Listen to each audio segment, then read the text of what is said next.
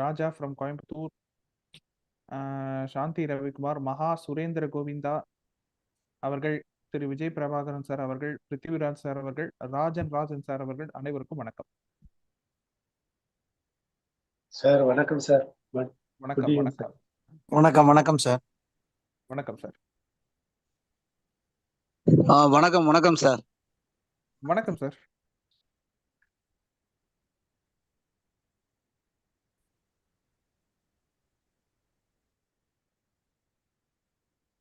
Live sir வணக்கம் sir. மகாராஜன் sir, எப்படி இருக்கீங்க? நல்லா இருக்கீங்க சார்? நல்லா இருக்கேன் சார், நல்லா இருக்கேன். நீங்க எப்படி இருக்கீங்க? நல்லா இருக்கேன் சார். எங்க நம்மள நல்லா இருக்க விடுவாங்க?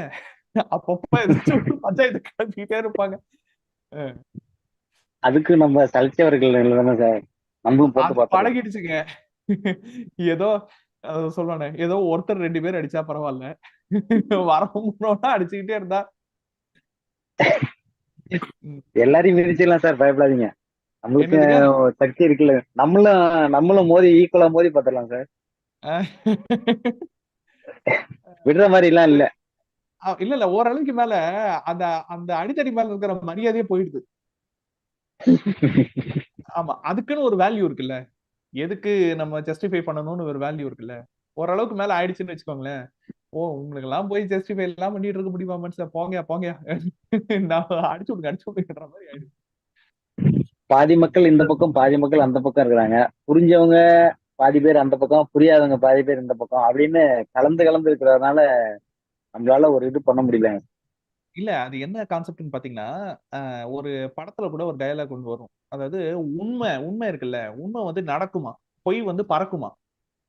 ஆமா ஆமா, உண்மை வந்து எப்பவுமே பொறுமையா தான் வரும், நடந்துதான் வரும். ஆனா பொய் இருக்கு பாருங்க, டக்குன்னு போயிடும், டக்குன்னு ரீச் ஆயிடும். ஓகேங்களா? அது வந்து அது ரீச் ஆகுறது வெறும் அந்த பொய் ஒரு பொய்யோட ரீச் ஆனா பரவாயில்ல, அதுக்கு கண்ணு காது மூக்கு வச்சு வதந்தி தானே. வதந்தி யார் வேணாலும் எப்படி வேணாலும் பரப்பலாம். இன்னைக்கு வந்து பத்திரிகை, யூடியூப் எல்லாமே பூரா வதந்திகள் தான். உண்மையை பேசுறதுக்கு இங்க யாருமே கிடையாது. அதுக்கு ஏன்னா உண்மையை பேசணும்னா நீங்க ஒரு விஷயத்த நல்லா கவனிச்சு தீர அனலைஸ் பண்ணி அதுக்கப்புறமா நீங்க வந்து அதை பத்தின நம்மளுடைய பார்வையை சொல்லணும். அதுதான் உண்மைக்கு நெருக்கம். கரெக்டுங்களா? கவனிக்கிறதும் கிடையாது, அனலைஸ் எல்லாம் பண்றது கிடையாது. உனக்கு விஷயம் கிடைச்சதா உடனே பேசுங்க, அடிக்கடான்னு போட்டு அடிக்கிறது. ஓகேங்களா? அப்புறம் எங்க அதுல வந்து உண்மை இருக்கு போகுது? சுவாரஸ்யத்தை விரும்புற மக்கள்னா அதை நோக்கிதான் ஓடணும். உண்மையை புரிஞ்சுக்கிட்ட பல பேருமே அந்த அந்த சைடு தான் நிக்கிறாங்க, எதிரான சைடு தான் நிக்கிறாங்க. அதான் சொல்றேனே, அது வந்து நம்ம ஒன்னும் சொல்றதுக்கு ஒண்ணும் இல்ல, கமெண்ட் பண்றதுக்கு ஒண்ணும் இல்ல. வாங்க ராகுல் அவர்களே, இன்ட்ரோ கொடுத்துருங்க. Okay sir. சார், இன்னையோட லைவ் செஷன்ல வந்து நம்ம யூடியூப் கமெண்ட்ஸை ப்ரியாரிட்டைஸ் பண்ணுவோம். நம்ம ஜூம் லைவ்லயும் மக்கள் இருக்காங்க, ஸ்டூடெண்ட்ஸ் இருக்காங்க, ஸோ அவங்களையும் நம்ம அட்ரஸ் பண்ணுவோம். இன்னையோட லைவ்ல வந்து பாத்தீங்கன்னா, இப்ப நீங்க கர்மா கான்செப்ட் அப்படின்னு ஒரு விஷயத்த பேசுறீங்க, கர்மா அப்படின்ற மாதிரி நீங்க நிறைய விஷயம் பேசுறீங்க. பேசும்போதெல்லாம் ஒரு லைவ்ல குறைஞ்சது 10 வாட்டியாவது அந்த கர்மா அப்படின்ற வார்த்தை வந்துருது. ஓகே. இந்த ஆன்மீகம் சார்ந்த நபர்கள் சில விஷயங்களை பேசுவாங்க, இந்த கர்மா சார்ந்து, பிராப்த கர்மா, அந்த கர்மா, இந்த கர்மா, ஆகாமிய கர்மா அப்படின்ற மாதிரி நிறைய விஷயம் பேசுவாங்க. அதுக்கும் இந்த நீங்க பேசுற கர்மாக்கும் ஏதாவது சம்பந்தம் இருக்கா? நீங்க வந்து கர்மா அப்படின்ற விஷயத்த எதன் அடிப்படையில ஜோதிடத்தோட ஒப்பிட்டு பேசுறீங்க அப்படின்றதுக்கான விளக்கத்தை கொடுங்க சார். ஓகே. அவங்க பேசக்கூடிய நார்மலா கர்மா பத்தி பேசக்கூடிய ஆட்கள் இருப்பாங்க இல்லையா, அவங்க வந்து அவங்க முன்வைக்கக்கூடிய கான்செப்ட் வந்து பிறவி, முற்பிறவி, மறுபிறவி. ஸோ அந்த கான்செப்ட் வச்சுதான் யூஸ்வலா கர்மா பத்தி வந்து பேசுவாங்க. ஓகேங்களா?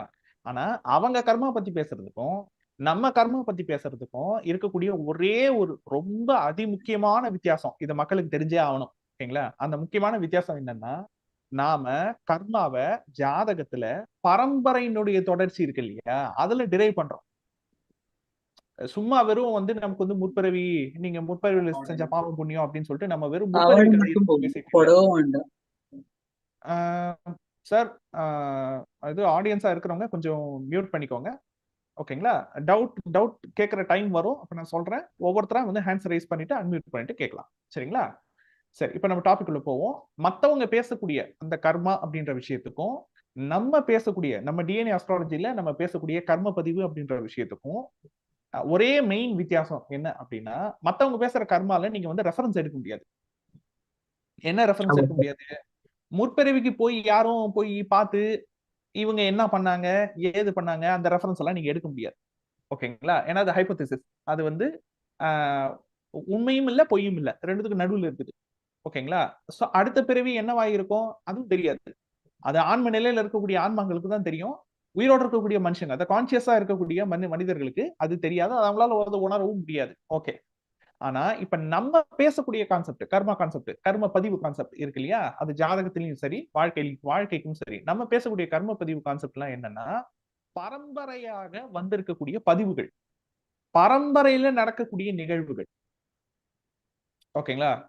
நம்மளுடைய அம்மா சைடு ஃபேமிலி, அப்பா சைடு ஃபேமிலி, அப்பா கூட பிறந்தவங்க, அம்மா கூட பிறந்தவங்க, தாத்தா பாட்டி கூட பிறந்தவங்க, நம்மள இருந்து குறைஞ்சது ஒரு 2 தலைமுறை அப்படின்னு வச்சுக்கிட்டாலும் கூட, நம்மளுடைய பரம்பரை மூலியமாக அவர்கள் செய்த நன்மை தீமை மூலியமாக நமக்கு என்ன மாதிரியான பதிவுகள் வந்து சேருது அப்படின்றதுதான் மெயினா நம்ம பேசக்கூடிய டிஎன்ஏ அஸ்ட்ராலஜி. டிஎன்ஏ அஸ்ட்ராலஜில கர்ம பதிவுன்ற கான்செப்ட் அது பேஸ் பண்ணி தான் இருக்கு.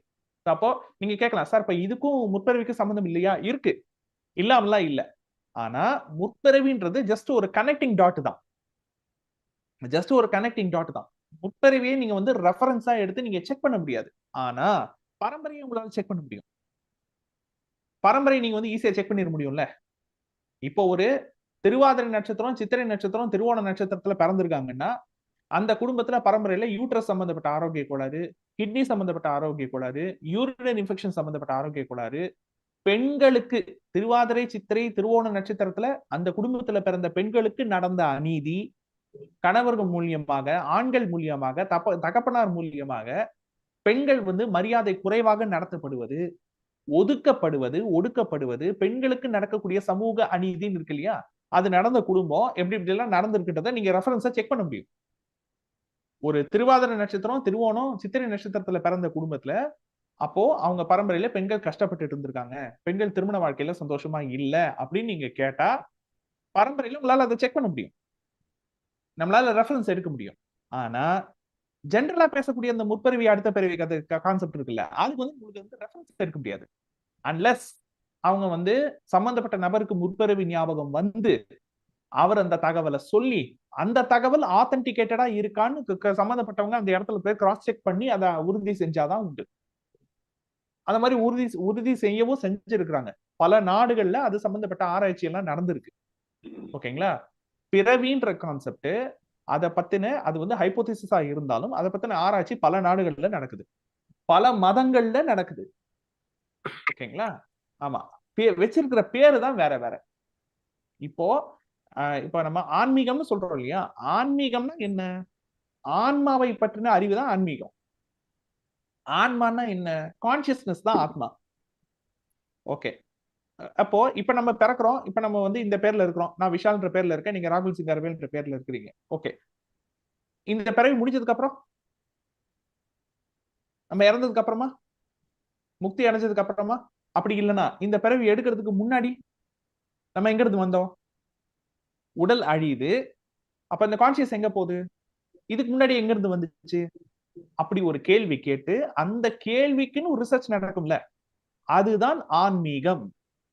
அப்போ அந்த ஆன்மான்ற கான்செப்ட்ல இருந்து தான் உங்களுக்கு பிறவின்ற கான்செப்ட் வருது. பிறவி ஏன் வருது அப்படின்ற கான்செப்ட் வரும்பொழுதுதான் உங்களுக்கு அங்க கர்மான்ற கான்செப்ட் வருது. சோ அப்ப அந்த கர்மா வந்து ஒரு பிறவில இருந்து இன்னொரு பிறவிக்கு டிரான்ஸ்பர் ஆகிறது. உங்களுக்கு வந்து பிறவி விட்டு பிறவி உங்களால டைரக்டா செக் பண்ண முடியாது. ஆனா பரம்பரையில கர்மா டிரான்ஸ்பர் ஆகிறத உங்களால செக் பண்ண முடியும். கரெக்ட் தானே? ரெண்டு விதமா கர்மா டிரான்ஸ்பர் ஆகுதுக்கு. ஒரு தலைமுறையில இருந்து அடுத்த தலைமுறைக்கு, அடுத்தடுத்த தலைமுறைக்கு எப்படி எப்படிலாம் கர்மா கடத்தப்படுது அப்படின்னு ஒண்ணு இருக்கு. ஒரு பிறவில இருந்து அடுத்த பிறவிக்கு எப்படி கடத்தப்படுதுன்னு இருக்கு. இதுல நீங்க பிறவி இதை வந்து ரெஃபரன்ஸ் எடுக்க முடியாது. ஆமா, ஏன்னா அது நீங்க நிரூபிக்க முடியாது, அறிவியல் ரீதியா நிரூபிக்க முடியாது. ஆனா பரம்பரையில் எப்படி கர்மா டிரான்ஸ்பர் ஆகுது அப்படின்றத உங்களால நிரூபிக்க முடியும். ஜாதகத்துல நீங்க இதுக்கு ரெஃபரன்ஸ் எடுக்க முடியும். அப்ப இதுதான் மத்தவங்க கர்மா அப்ரோச் பண்றதுக்கும் நம்ம வந்து கர்மாவை அணுகுவதற்குமான அடிப்படை வித்தியாசம். சோ அப்ப அந்த ஆன்மீகம் சார்ந்த விஷயங்கள் சொல்றாங்க இல்லையா, அந்த பிராப்த கர்மா அந்த மாதிரி விஷயங்கள்லாம் மரபணு ஜோதிடத்துல கிடையாது. அதாவது என்னன்னா சார், அவங்க அதுக்கு ஒரு பேர் வச்சிருக்காங்க. பேர் பிராப்த வச்சிருக்காங்க. கர்மா, சஞ்சித கர்மா, ஆகாய கர்மான்றது முற்பிறவி, இந்த பிறவி, அடுத்த பிறவின்னு சொல்லிட்டு அவங்க வந்து பேரு வச்சிருக்காங்க. அவங்க அதுக்கு ஒரு பேர் வச்சுட்டாங்க. ஓகேங்களா? ஆனா கான்செப்ட் எல்லாம் ஒண்ணுதான். எந்த மதமா இருந்தாலும், எந்த இனக்குழுவாக இருந்தாலும், ஆன்மீகம்ன்றதே வந்து ஆன்மா. அதாவது அந்த ஆன்மால 2 இருக்கும். ஜீவாத்மா இருக்கும், பரமாத்மா இருக்கும். பரமாத்மா யாரு? அவர்தான் கடவுள். Super soul. சூப்பர் கான்ஷியஸ்னு சொல்லுவாங்க. சூப்பர் சர்வர்னு சொல்லுவாங்க. ஓகேங்களா? அவர் வந்து பரமாத்மா. நம்ம எல்லாரையும் ஒருத்தர் வந்து கண்காணிச்சிட்டு இருக்காங்க. ஒரு பெரிய ஆன்மா நம்மள வந்து பார்த்துக்கிட்டு இருக்கு அப்படின்னு சொல்லிட்டு. ஏன் ஈவன் பைபிள்லயே கூட ஜீசஸ் மறுபடியும் வருவாருன்ற ஒரு நம்பிக்கை இருக்கு. ஆமா. மீண்டும் பிறப்பாருன்ற ஒரு நம்பிக்கை இருக்கு. கரெக்ட்டுங்களா? இப்ப கிறிஸ்டியானிட்டி கான்செப்ட்ல முற்பிறவி மறுபிறவின்றது இல்லைன்னு சொல்லப்படுது. ஆனா அதுலயே சிலுவையில் அறைந்து இறந்த இயேசுநாதர் 3 நாள் கழிச்சு மறுபடியும் உயிர் தெழுந்தார்ன்ற கதை இருக்குதே பைபிள்லயே. ஆமா ஆமா ஆமா. ஓகேங்களா? மறுபடியும் உயிர் தெழுந்து வந்தார் அப்படின்னு இருக்குது. மறுபடியும் அவர் பிறப்பாருன்ற கான்செப்டும் இருக்குது. ஏன்னா பைபிள்லயே 2 பைபிள் இருக்குது. ஓகேங்களா? அது நீங்க அது வந்து ரொம்ப டீடைலா போகும். சும்மா மேற்கோளா சொல்றோம். 2வது இந்த சொர்க்கம் நரகம் கான்செப்ட் இருக்கு பாருங்க. அதுவும் வெறும் நம்ம மதத்துல மட்டும் கிடையாது. பல மதங்கள்ல இருக்குது. பாரசீக மதங்கள் இனங்கள்ல இருக்குது. ஓகேங்களா? பாரசீகம்னு சொல்லக்கூடிய இனங்கள் இருக்குல்ல, அதுல இருக்குது சொர்க்கம் நரகம்ன்ற கான்செப்ட். ரோமானிய இதுல இருக்குது. கிரேக்க நாகரிகத்துல இருக்குது. சோ எல்லா நாகரிகத்திலையும் எல்லா இனத்திலையும் பாவம் புண்ணியம், நன்மை தீமை, சொர்க்கம் நரகம், பிறவி முக்தி, பிறவி இல்லாத நிலை, இத பத்தின எல்லா கான்செப்டும் இருக்குது. அதுக்குன்னு அவங்க அப்ளை பண்ற விதமும், அதுக்கு சொல்லப்படுற கருத்துக்களும், அதுக்கு அவங்க வச்ச பேரும் வேற வேற. மத்தபடி கான்செப்ட் எல்லாம் ஒண்ணுதான். இன்ஃபேக்ட் இன்னும் சொல்லணும்னா, இப்போ நம்ம வந்து ஜாதகம் பார்க்க போறோம். ஜோதிடர்கிட்ட போறோம். ஜோதிடர் ஜாதகத்தை பார்த்து நன்மை தீமை எல்லாம் கணிக்கிறாரு. கைடன்ஸ் எல்லாம் கொடுக்குறாரு. இதெல்லாம் உங்களுக்கு பாசிட்டிவ்ங்க, இதெல்லாம் உங்களுக்கு நெகட்டிவ். அப்போ இப்ப நம்ம ஜாதகம் பாக்குற நாம ஒரு ஜோதிடர்கிட்ட எனக்கு ஏன் சார் இப்படி எல்லாம் இருக்குது அப்படின்னு கேட்டோம்னா ஒரே வார்த்தையில முடிச்சிடுவாரு. அதெல்லாம் உங்களோட கர்ம பலன் சார். கரெக்டா? அது ஏன் சொல்றாருன்னு கூட அவருக்கே தெரியாது. அப்போ கர்ம பலன் அவர் சொல்றாரு இல்லையா, அதுக்கு என்ன அர்த்தம்? 2 தான். ஒண்ணு நம்மளுடைய மூதாதையர் செஞ்ச நன்மை தீமை, அப்படி இல்லைன்னா நம்ம முற்பிறவியில செஞ்ச நன்மை தீமை. அவ்வளவுதான். கரெக்ட் தானே? அப்போ இது இந்த 2 வாய்ப்பு தான் கர்மாவனுடைய டிரான்ஸ்பர். நன்மை செஞ்சா நன்மை, தீமை செஞ்சா தீமை. இப்போ இந்த கான்செப்ட் நம்ம வந்து அதுக்கு ரெஃபரன்ஸ் எடுக்கிறோம், அதுக்கான டேட்டா எல்லாம் எடுக்கிறோம், அந்த ஜாதகத்தோட தொடர்பு படுத்துறோம், அதுக்கான ஃபார்முலாஸ் எல்லாம் உருவாக்குறோம். இது ஒரு பக்கம் நம்ம எவிடன்ஸ்ல போய்கிட்டு இருக்கோம். இத வந்து ஒரு கருத்து ரீதியாக அல்லது ஒரு ஆன்மீக கோட்பாடு ரீதியாக வந்து சமூகத்துல பரவலா இருக்கு. மக்கள் மத்தியில ஒரு நம்பிக்கையாக இருக்குது. ஆண்டாண்டு காலமாக இருக்குது. இப்போ இந்த நம்பிக்கை சரியா தப்பான்ற டிபேட்டே தேவையில்லை. ஏன் தேவையில்லைன்னா இந்த நம்பிக்கை தான் ஒரு மனிதன் சுய ஒழுக்கத்தோடு வாழ்வதற்கான அடிப்படை உளவியல் கடிவாளமாக இருக்கின்றது. சைக்காலஜிக்கல் ரெஸ்ட்ரிக்ஷன் சொல்லுவாங்க. ஆமா. ஏன்னா எந்த ஒரு நாட்டிலையுமே சட்டம் வந்து ரெஸ்ட்ரிக்ஷன் மட்டும்தான் போடும். இந்த தப்பு பண்ணா இந்த தண்டனை, இந்த தப்பு பண்ணா இந்த தண்டனைன்னு எல்லா நாட்டினுடைய கான்ஸ்டிடியூஷன்லயும் சட்டங்கள் இருக்கு. ஆனா தப்பு செய்யக்கூடாது, அது பாவம், நல்ல எண்ணங்களை வளர்த்துக்கணும், நல்ல சிந்தனையை வளர்த்துக்கணும், மற்றவங்களுக்கு கேடு செய்யக்கூடாது, கேடு செஞ்சா சட்டத்துல இருந்து நீங்க தப்பிக்கலாம், கடவுள்கிட்ட இருந்து அதாவது கர்மால இருந்து நீங்க தப்பிக்க முடியாது அப்படின்ற அந்த ஒரு சிந்தனை இருக்கு. அந்த அடிப்படை சிந்தனை தான் ஒரு மனுஷனுக்குள்ள டிஃபால்ட்டா சுய ஒழுக்கத்தை தூண்டக்கூடிய, நன்மை செய்யற விஷயத்து மேல ஆர்வத்தை ஏற்படுத்தக்கூடிய ஒரு விஷயம். ஒரு மனுஷன் வந்து நேர்மையானவனா வளரணும்பா சொல்றாங்களே, பிள்ளைய நல்லா வளர்த்திருக்கீங்கப்பா, ஒரு மனுஷன் நல்லவரா இருக்காரு. எப்படி ஒரு மனுஷன் நல்லவரா இருப்பார்? கேட்பாங்கல்ல, நான் ஏங்க நல்லவனா இருக்கணும் கேட்பாங்கல்ல, ஒரு கேள்வி வரும்ல. குழந்தையே என்ன கேட்கும்? உங்ககிட்ட ஏதாச்சும் பொருள் இருந்தா மத்தவங்க கொடுத்து பழகணுமா? மத்தவங்க பொருள் மேல ஆசைப்படக்கூடாது, செல்ஃபிஷா இருக்கக்கூடாது, இன்னொருத்தவங்களை அழ வச்சு நீ சிரிக்க கூடாது. பெரியவங்க சொல்லி கொடுக்குறாங்கல்ல. எதை வச்சு இதெல்லாம் பெரியவங்க சொல்லி கொடுப்பாங்க? உங்களுக்கு எனக்கு பெரியவங்க எப்படி சொல்லி கொடுத்திருப்பாங்க? கதை சொல்லுவாங்க. என்ன கதை சொல்லுவாங்க? ஆன்மீக கதைகளை சொல்லுவாங்க. அந்த கதையில என்ன கான்செப்ட் வரும்னு நினைக்கிறீங்க? 90% 99% இந்த பிறவி கான்செப்ட் தான் இருக்கும். கர்மா கான்செப்ட் தான் இருக்கும். கரெக்ட் தானே? தப்பு நிறைய பேர் பண்ணிட்டு இருந்தாங்க. கடவுள் அவதாரம் எடுத்தாரு, தப்பு பண்றவங்களை அழிச்சாரு, தர்மத்தை நிலைநாட்டினாரு அப்படின்னு சொல்லிட்டு கதைகள் இருக்கும். எல்லா கடவுளுடைய கதையும் எல்லா மதத்துடைய கதையிலையும் ஒரு ஒரு ஒரு எங்கெங்கெல்லாம் அந்த தப்பு ஜாஸ்தியா நடக்குதோ அந்த டைம் ஒருத்தர் வருவாரு, நன்மையை பரப்புவாரு. அவர் ஹீரோவா மாறுவாரு, அந்த ஹீரோ அதுக்கப்புறம் கடவுளா மாறுவாரு. சோ இப்ப இந்த கதைகளை சொல்லி சொல்லி சொல்லி வளர்க்கறது மூலியமா டிஃபால்ட்டா தப்புன்றது செய்யக்கூடாத ஒரு விஷயம், தர்மம் தான் சிறந்தது அப்படின்னு சொல்லிட்டு அந்த தர்மத்தின் மீது ஒரு காதலை ஏற்படுத்தணும், ஒரு அட்டாச்மெண்ட்டை ஏற்படுத்தணும், ஒரு மாரல் பாண்டிங்கை ஏற்படுத்தணும். அதற்காக உளவியல் ரீதியாக உருவாக்கப்பட்ட ஒரு விஷயமாக இதை நீங்க தாராளமா எடுத்துக்கலாம். ஓகேங்களா? இது உண்மையா பொய்யான்ற டிபேட்டுக்குள்ள எல்லாம் போகணும்னு அவசியமே கிடையாது. இதனோட இன்டென்ஷன் என்ன? பேசிக்காவே ஒரு மனுஷனுக்குள்ள சுய ஒழுக்கத்தை வர வைக்கணும். அந்த சுய ஒழுக்கத்தை நம்மளுடைய புராண கதைகளும் ஆன்மீகமும் தான் சொல்லிக் கொடுக்கும். வேற எது சொல்லிக் கொடுக்கும்? வேற எதுவுமே டீட்டெயிலா சொல்லிக் கொடுக்காது. எனக்கு தெரிஞ்சு வேற அது கூட எதுவும் நம்ம ஒரு டூலா தானே சார் யூஸ் பண்றோம். ஆமா நம்ம மதத்தை பரப்புறதுக்கோ அதெல்லாம் பரப்புறதுக்கோ நம்ம அதை யூஸ் பண்றது கிடையாது. நல்ல ஆமா. ஒழுக்கத்தை இது கற்பிக்கிறதுக்கு டீச் பண்றதுக்கு நம்ம வந்து அது ஒரு டூலா தானே யூஸ் பண்றோம். அடுத்த தலைமுறைக்கு நீங்க சுய ஒழுக்கத்தை சொல்லி தரணும். 2 விதமா மட்டும்தான் நீங்க சுய ஒழுக்கத்தை சொல்லி தர முடியும். எப்படி 2 விதமா சொல்லி தர முடியும்?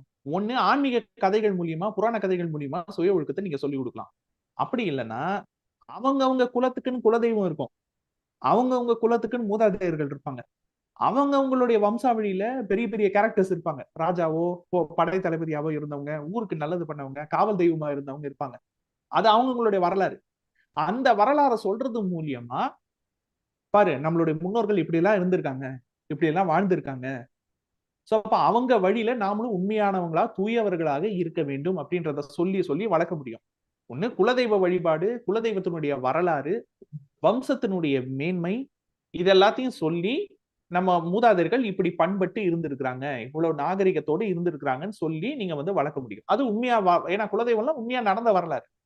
புராண கதைன்றது என்னது? கற்பனை காவியம். அதுல உண்மையா நடந்ததும் இருக்கும். ஏன் அதை வந்து புராண கதைகள்லாம் ஏன் மைத்தாலஜின்னு சொல்றாங்கன்னா அதுல உண்மையும் இருக்கு, பொய்யும் இருக்கு.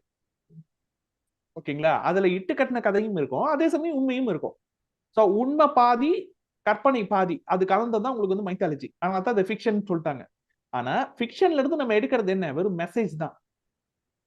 எந்த கதையும் ஒரு குழந்தைக்கு போய் சேரும் பொழுது அந்த குழந்தை அதுல இருந்து கத்துக்கிறது என்ன? அந்த கதையை கத்துக்குதோ இல்லையோ அந்த கதை மூலியமா இந்த மெசேஜ் தான் அந்த குழந்தைக்கு மைண்ட்ல போய் சேரும். அப்போ ஒரு குழந்தை பருவத்திலிருந்து வந்து ஆன்மீகமும், கர்மாவும், பிறவியும், நன்மை தீமையும், பாவ புண்ணியமும் சொல்லி வளர்க்கப்படுகின்ற குழந்தை உண்மையிலேயே அதுக்கு அடாப்ட் ஆகக்கூடிய குழந்தை தப்பு செய்யணும்னு நினைச்சாலும் அந்த குழந்தையால செய்ய முடியாது. இப்போ அதை சொல்லி வளர்க்காம எந்த விதமான ஒரு ஆன்மீக பின்புலமும் இல்லாம, ஓகேங்களா, எந்த விதமான ஒரு ஆன்மீக பின்புலம் இல்ல, குலதெய்வம் இல்ல, எதுவுமே இல்ல, வெளிநாடுகள் இருக்குல்ல, பல நாடுகள் இருக்கு. அந்த நாடுகள்லாம் பாத்தீங்கன்னா பெரிய ஆன்மீக கதைகள், ஆன்மீக வரலாறு, ஆன்மீக பின்புலம்லாம் நிறைய நாட்டு கிடையாது. நம்ம நாட்டுல இருக்கிற மாதிரியான பின்புலங்கள் நிறைய மதத்துல கிடையாது. ஆக அவங்களுக்கு சொல்லி வளர்க்கறதுக்குன்னு சொல்லிட்டு மாரல் நீதி கதைகள் எதுவுமே கிடையாது. அந்த குடும்பத்துல குழந்தைங்க எப்படி வளர்றாங்க? நிறைய ஃபாரின் கண்ட்ரீஸ்ல பாருங்க 13, 15 வயசு 18 வயசு முடியறதுக்குள்ளேயே ஸ்மோக்கிங்ல இருந்து, போதைக்கு அடிமையானதுல இருந்து அந்த மாதிரி நிறைய கண்ட்ரீஸ் இருக்கு. 15ல இருந்து 20 வயசுக்குள்ளேயே வந்து தகாத உறவில் ஈடுபடுவது, சுய ஒழுக்கத்தை மீறுவது, ஒரு குடும்பமாவே இல்லாம இருக்கிறது, அந்த மாதிரி நிறைய கண்ட்ரீஸ் இருக்கு, நிறைய நாடுகள் இருக்கு. அதுதான் அந்த லைஃப் ஸ்டைலுக்கும் நம்ம லைஃப் ஸ்டைலுக்கும் இருக்கக்கூடிய வித்தியாசம். மொராலிட்டின்னு ஒண்ணு இருக்கு இல்லையா? அந்த மொராலிட்டியை போதிக்கணும்ல, அது எது போதிக்கும்? ஃபேமிலி தான் போதிக்கும். குடும்பம், தாத்தா பாட்டி, அப்பா அம்மா, வம்சம், அந்த பாண்டிங் இருக்கு பாருங்க, அந்த பாண்டிங்கை சொல்லி கொடுக்கறதே ஆன்மீகம் தான் சொல்லி கொடுக்கும். சட்டம் அதை சொல்லி கொடுக்காது. அதுக்காகவாவது ஆன்மீகம் பயன்படட்டுமே, அதனால நல்லது தானே. சார் அப்ப இதுக்கும் ஜோதிடத்துக்கும் சம்பந்தம் இல்லை நீங்க சொல்றத பார்த்தா. நம்ம கர்மா கான்செப்டுக்கும் இப்ப நீங்க சொன்னதுக்கும் சம்பந்தம் இல்லை, ரைட்? இல்லங்க, ஜெனரல் கர்மா கான்செப்ட் அப்படின்றது வேற, நம்ம வந்து ஜோதிடத்துல பயன்படுத்துறது கர்ம பதிவுன்றது பாருங்க, அது வந்து வேற. அந்த கிளாரிட்டிக்காக தான் சார் நான் கேட்டனே. ஆமா, அந்த கர்ம பதிவுன்றது வேற. இப்ப அதுலயுமே பாத்தீங்கன்னா முற்பிறவி கனெக்ட் இருக்குமானா இருக்கும். ஆனா முற்பிறவி கனெக்ட நம்மளால அந்த ஜாதகத்துல நிறுவ முடியாது. ஆனா பரம்பரை தொடர்பை நம்மளால ஜாதகத்துல நிறுவ முடியும், டிரைவ் பண்ண முடியும். நம்ம சொல்ற ஃபார்முலாஸ் மூலியமா நம்மளால டிரைவ் பண்ண முடியும், நம்ம சொல்ற காம்பினேஷன்ஸ் மூலியமா டிரைவ் பண்ண முடியும். அம்மா ஒரு தொழில் செய்யறாங்க, அப்பா ஒரு தொழில் செய்யறாங்க, அதுக்கு தகுந்த மாதிரி குழந்தையோட ஜாதகம் மாறுதே. ஆமா. அதுக்கு தகுந்த மாதிரி குழந்தையோட ஜாதகம் இப்படிதான் இருக்கும்னு அந்த குழந்தை அப்படிதான் இருக்கு.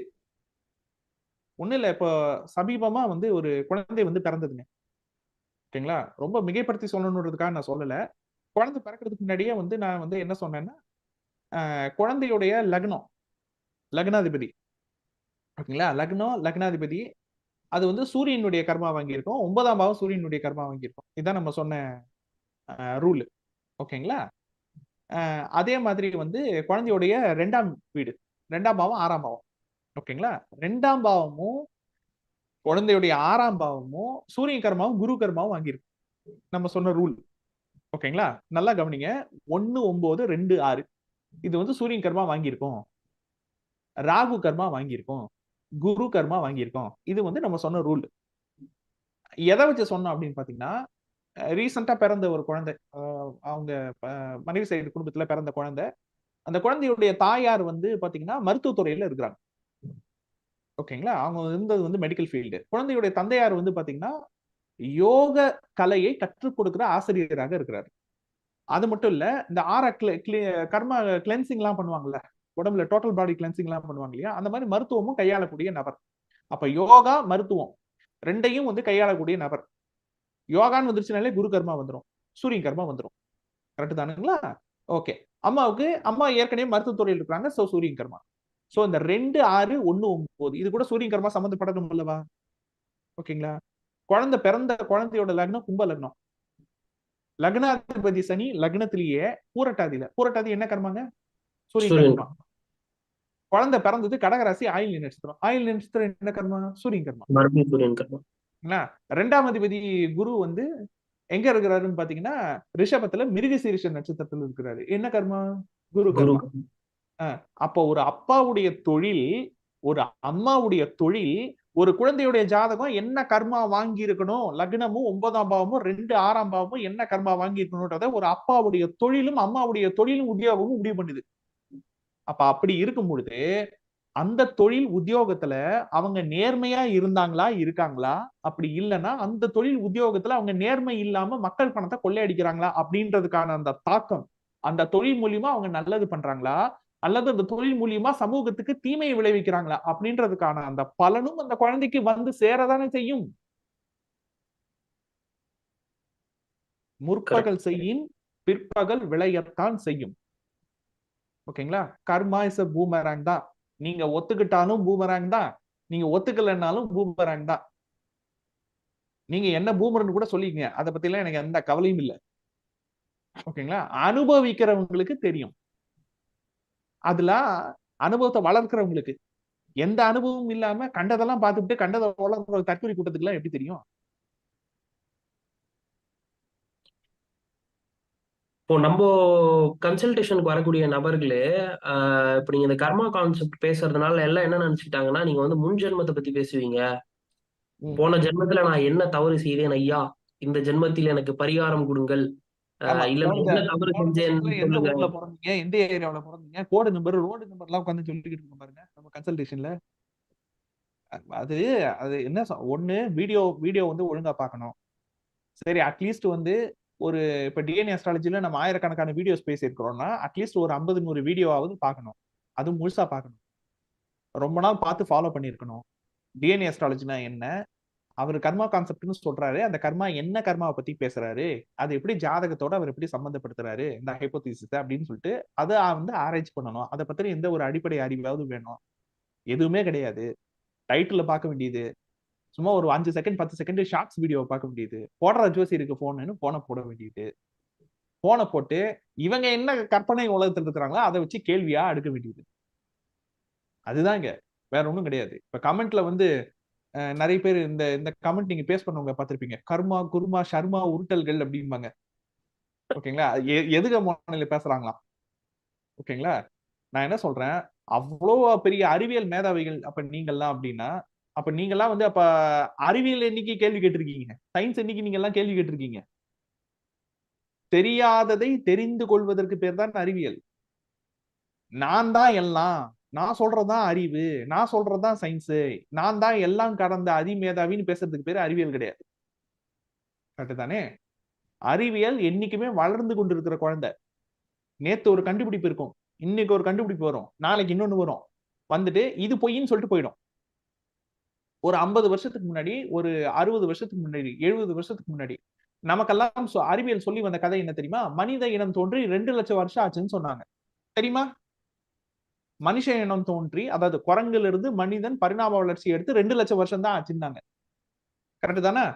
ஒரு சில ஆண்டுகளுக்கு முன்பாக, ஒரு 15 வருஷமோ 20 வருஷத்துக்கு முன்னாடியே இஸ்ரேல் அப்படின்ற அந்த ஒரு நாட்டுல, எந்த நாடு எனக்கு சரியா நினைவில்ல, இஸ்ரேல் நினைக்கிறேன். ஓகேங்களா? இஸ்ரேல்ன்ற நாட்டுல ஒரு எலும்பு கூடு கிடைக்குது.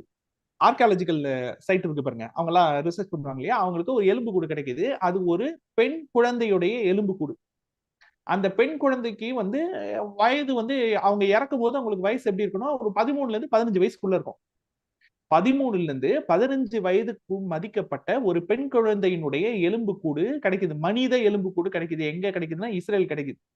அதை ஆய்வு பண்ண ஆய்வாளர்கள் இந்த கான்செப்ட் இருக்கு பாருங்க, இந்த 2 லட்சத்துக்கு முன்னாடி வருஷத்துக்கு முன்னாடி தான் மனுஷன் உருவானான்ற கான்செப்ட் இருக்கு பாருங்க, அத செருப்பால் அடிச்சு குப்பையில போட்டாங்க. என்ன தெரியுமா ஆராய்ச்சி ரிசல்ட் வந்துச்சு? அந்த பெண் இறந்து 15 லட்சம் ஆண்டுகள் தோராயிரமாக இருக்கும்னு கணக்கு ரிசல்ட் வந்தது. எவ்வளவு லட்சம் வருஷம்? 15 லட்சம் வருஷம். அதுக்கு முன்னாடி நீங்க என்ன சொல்லிட்டு இருந்தீங்க? மனிதன் தோன்றிய 2 லட்சம் வருஷம் தான் ஆச்சுன்னு சொல்லிட்டு இருந்தீங்க. அப்ப நீங்க சொன்னது சூடோ சயின்ஸ் தானே? அப்ப நீங்க பேசுனது பொய் தானே? இப்ப நாங்க உங்க மேல வந்து உங்களை திட்டலாமா? உங்களுக்கு இஎஸ்பி போடலாமா? சயின்ஸ் பொய் சொல்லுது, சயின்ஸ் எங்களை ஏமாத்திருச்சு அப்படி சொல்லமா நாங்க? அதான் ஆன்ம சிந்தனை இருக்கிறவங்களுக்குன்னு ஒரு பக்குவம் இருக்கு. ஆன்மீகவாதிகள் வந்து நம்ம வந்து குறைக்கும் நாய்கள் கிடையாது. நம்ம வந்து என்ன பண்ண மாட்டோம், மத்தவங்களை வந்து ஓரளவுக்கு சும்மா எல்லாரையும் போயிட்டு நீ என்ன பண்ற, நீ என்ன பண்ற, நீ என்ன பண்றன்னு நம்ம மத்தவங்களை போயிட்டு நோண்ட மாட்டோம். எந்த ஒரு உண்மையான ஆன்மீகவாதியும் தான் உண்டு தான் வேலையை உண்டுன்னு தான் இருப்பான். அவனா போய் மத்தவங்களை எல்லாம் நோண்ட மாட்டான். ஆனா இந்த சயின்ஸ் பேசுறேன்னு குறிப்பாங்க பாத்தீங்களா தற்கூரிகள், அவங்களுக்கு வேலையே என்னன்னா இந்த ஆன்மீகத்தை பேசுறவங்களை வம்புக்கு இருக்கிறதா அவங்களுக்கு வேலையே. அப்ப அவங்களெல்லாம் கடந்து போயிடணும். இப்ப அவங்களுக்கு எல்லாம் உட்காந்து ஏன்னா நம்ம குரூப்ல கூட அந்த மாதிரி கேள்வி எல்லாம் கேட்டாங்க, நம்ம பதில் எல்லாம் சொன்னோம். நம்ம என்ன சொன்னோம், ஓரளவுக்கு மேல நம்ம அவங்களுக்கு பதில் தான் கொடுத்துட்டு இருக்கணும்னு அவசியம் கிடையாது. திருப்பி நீங்க அவங்கள கேள்வி கேளுங்கன்னு சொல்றேன். அறிவியலை அறிவியலாக நீங்க கேள்வி கேளுங்க. ஓகேங்களா? கேள்வி கேட்டா அவங்ககிட்ட அதுக்கு பதில் கிடையாதுல்ல. அப்போ அவங்ககிட்ட பதில் இல்லாதப்போ வாய் முடிக்குவாங்க. அதுக்கப்புறம் அங்க கேள்வி இருக்காது. அவ்வளவுதான், சிம்பிள். அருமை சார். இப்ப ஜூம் லைவ்ல அன்பர்கள் இருக்காங்க, ஸ்டூடெண்ட்ஸ் இருக்காங்க. உங்களுக்கு ஏதாவது டவுட்னா தாராளமா அந்த ஹேண்ட்ஸ் ரைஸ் பட்டனை நீங்க ஹேண்ட் பட்டன் ரைஸ் பண்ணிட்டு ஒருத்தர் கேட்கலாம்.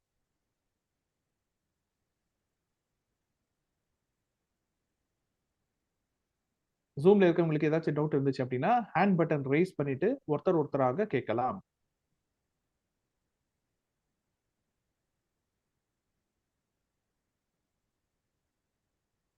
சாட்ல ஏதாவது இது வந்திருக்கா ராகுல்?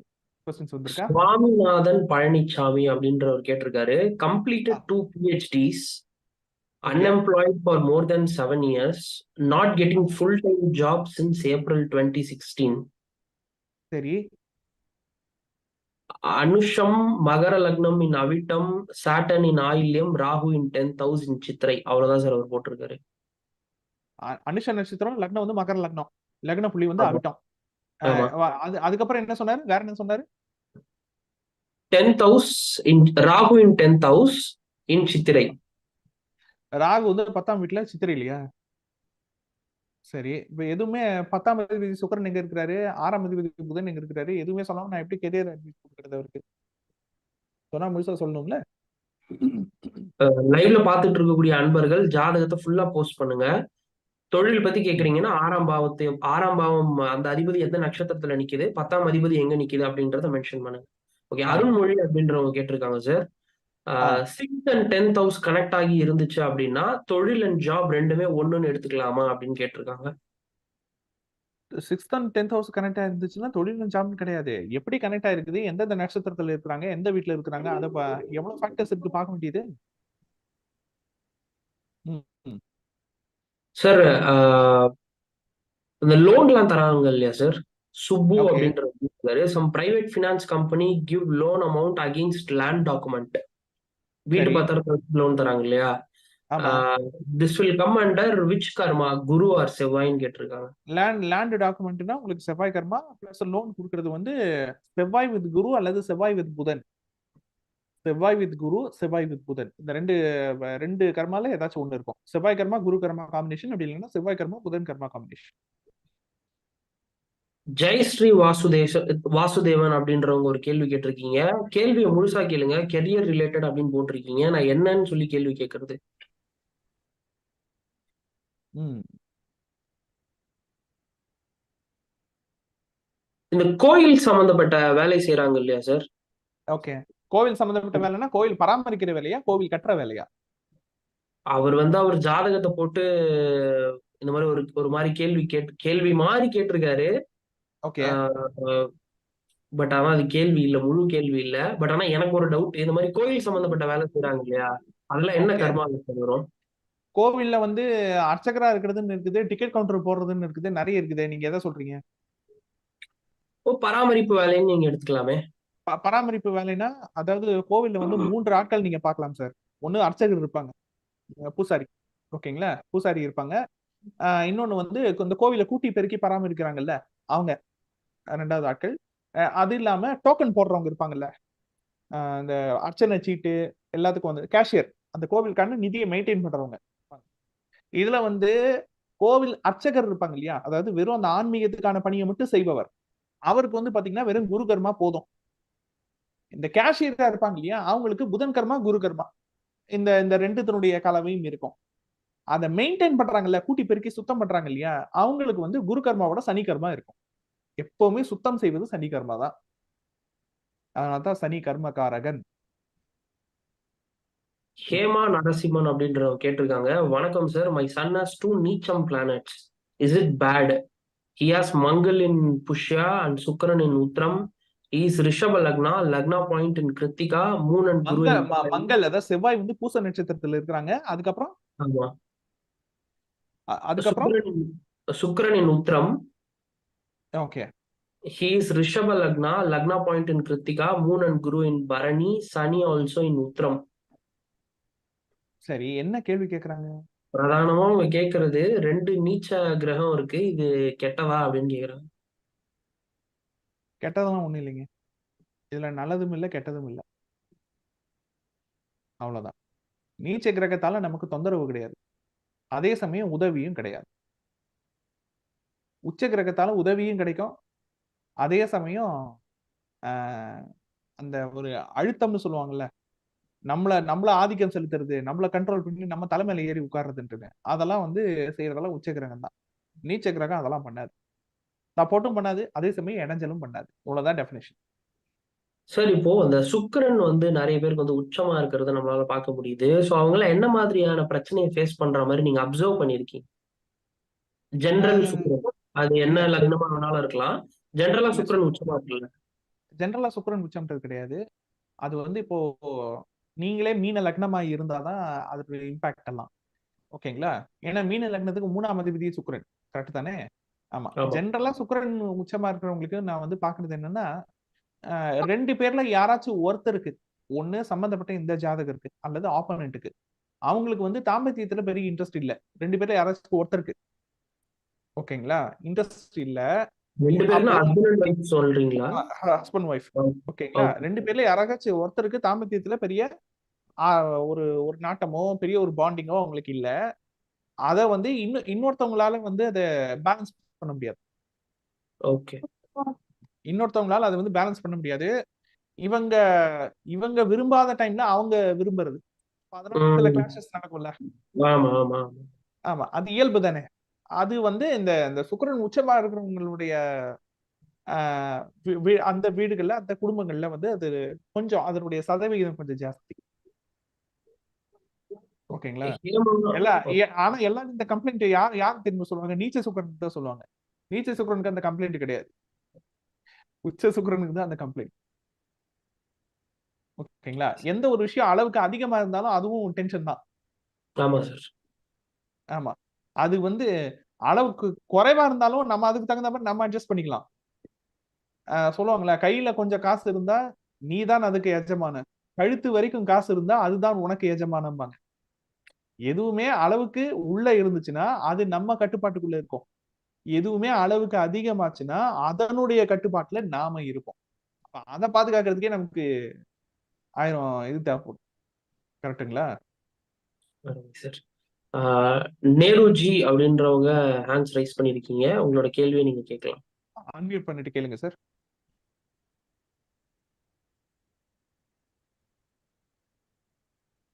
நேருஜி சார் அவர்கள் Zoom லைவ்ல நேருஜி அப்படின்றவங்க இருக்கீங்க. உங்களோட கேள்வியை நீங்க கேட்கலாம். சார் வணக்கம் சார், நேற்று பேசுறேன் சார். சொல்லுங்க சார். சார் கர்மா பேஸ் பண்ணி இந்த குழந்தைங்களுக்கு எப்படி பேர் செலக்ட் பண்ணுங்க? கர்மா பேஸ்டுனா என்ன கர்மா இருக்குதோ அது சம்பந்தப்பட்ட ஸ்டார்டிங் லெட்டர் வைக்க கூடாது, அவ்வளவுதான்.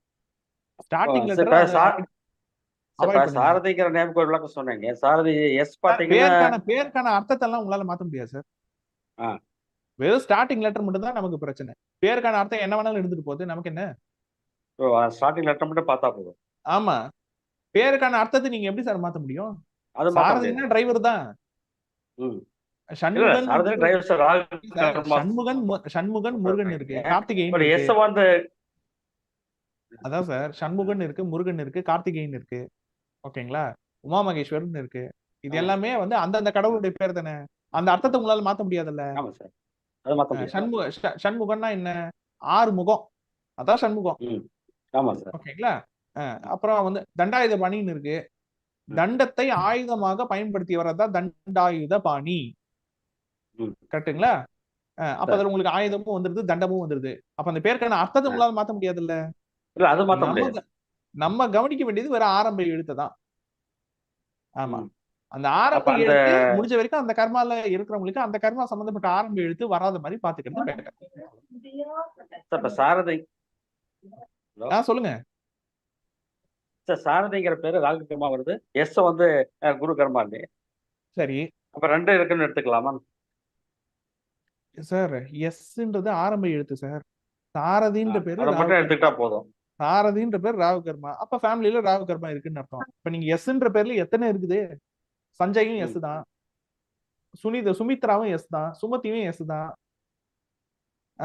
சுரேந்தரும் எஸ் தான். ராகு கர்மாவும் குரு கர்மாவும் இருக்குன்னு எடுத்துக்கலாமான்னு கேட்கறேன் சார். சார் நீங்க என்ன பண்றீங்க? நீங்க ஒரு கேள்வி கேக்குறீங்க, அந்த கேள்விக்கு நான் பதில் சொல்றேன். என்ன பதில் சொல்றேன் அப்படின்னா, எதை வந்து வைக்க கூடாது அப்படின்னு கேக்குறீங்க. அதுக்கு நான் ஆரம்ப எழுத்தை தான் சார் கவனிக்கணும்னு சொல்றேன், அர்த்தத்தை மாத்த முடியாதுன்னு சொல்றேன்.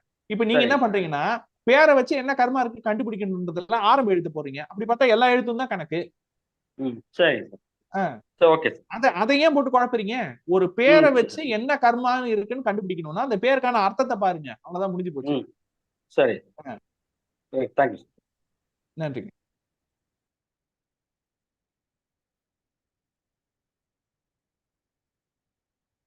சார் ஒரு ஆன்மீகம் சார்ந்த ஒரு கேள்வி.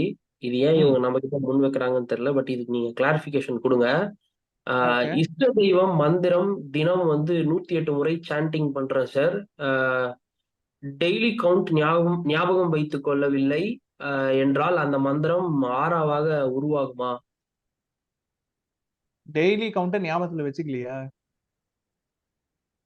சரி, டெய்லி கவுண்ட நீங்க ஞாபகத்துல வச்சுக்கிறீங்க, வச்சுக்கல, அது விட்டுருங்க. நீங்க ஞாபகத்துல வச்சுக்கலனாலும் பிரச்சனை இல்லை. ஆனா அந்த மந்திரத்தை சொல்லும் பொழுது, அந்த மந்திரத்தை உச்சரிக்கும் பொழுது உங்களுடைய மனநிலை எப்படி இருக்கின்றது? கேள்வி புரியுதா? அந்த மந்திரத்தை உச்சரிக்கும் பொழுது உங்களுடைய மனநிலை எப்படி இருக்கிறது? மந்திரம் என்றால் என்ன? மனதை திறப்பது. மந்திரவாதம், மந்திரவாதினா என்ன? மனதை திறந்து வாதம் செய்பவன் மந்திரவாதி. ஓகேங்களா? இவங்களுக்கு வந்து நம்ம எக்ஸாம்பிள் கொடுக்கணும்னா நம்ம என்ன தெரியுமா பண்ணணும்? நம்ம வந்து ஒரு வீடியோல சொன்னோம் ரீசெண்டா ஷூட்டிங்ல, அந்த அது போகும்போது தான் நமக்கு இடையில டிஸ்டர்பன்ஸ் வந்துருச்சு. விசேஷ நாள்கள்ல கோவிலுக்கு போகாதீங்கன்னு நம்ம சொல்லியிருந்தோம். ஓகே, புரியுதா உங்களுக்கு? விசேஷ நாள்ல கோவிலுக்கு போகாதீங்க, சாதாரண நாள்ல போங்க கோவிலுக்கு அப்படின்னு. எதுக்காக சொல்றோம்? அமைதியா இருக்கும் கோவில், சைலண்டா இருக்கும். ஒரு கோவில் சர்வ அமைதியா இருக்கும் பொழுது அந்த நிசப்தம் உங்களுடைய மனதுல ஏற்படுத்தக்கூடிய தாக்கம் எப்படி இருக்கும்னு தெரியுமா உங்களுக்கு? என்னைக்காச்சும் யாராச்சும் அமைதியா இருக்கக்கூடிய கோயிலுக்கு போயிருக்கிறீங்களா? இங்க இருக்கிறவங்க போயிருக்கீங்களா ஃபர்ஸ்ட்? இந்த ப்ரோக்ராம பாக்குறவங்க யாராவது போயிருக்கிறீங்களா? ஒரு ஜீவ சமாதி மாதிரி இருக்கும் அது. நம்ம ஜீவ சமாதியா அமைதியா வச்சுக்கிறது இல்ல, அது வேற விஷயம். 108 தடவை மந்திரம் சொல்றேன்னு சொன்னீங்கல்ல, 108 முறை மந்திரம் சொல்லும் பொழுது வேறு எந்த சிந்தனை ஓட்டமும் இல்லாமல் உங்களுடைய மனது நிசப்தமாக சர்வ அமைதியாக இருந்துச்சு அப்படின்னா, நீங்க கவுண்ட் பண்ணீங்கன்னாலும் நீங்க கவுண்ட் பண்ணலன்னாலும் உங்களுடைய ஆறாவல அது பதியும். இல்ல அந்த அந்த பக்கம் வந்து ஸ்டவ் ஆஃப் பண்ணு, இந்த பக்கம் டிவி வால்யூம் கம்மி பண்ணு, என்ன என்ன பாரு லைட்டை போட்டு லைட் ஆஃப் பண்ணாமே போயிடுச்சு அப்படின்னு சொல்லிட்டு நடுவுல நீங்க இந்த ஸ்லோகனை சொல்லிக்கிட்டு இருந்தீங்கன்னு வச்சுங்க, அது வெறும் ஸ்லோகம் தான், அது மந்திரம் கிடையாது. நீங்க எப்படி சொல்றீங்கன்றது ரொம்ப ரொம்ப முக்கியம்.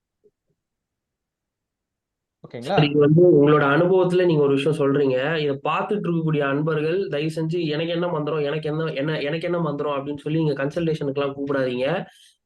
ஆன்மீகத்துக்கும் நாங்க கொடுக்குற அந்த சர்வீஸ்க்கும் ஜோதிடத்துக்கும் வந்து சம்பந்தமே கிடையாது.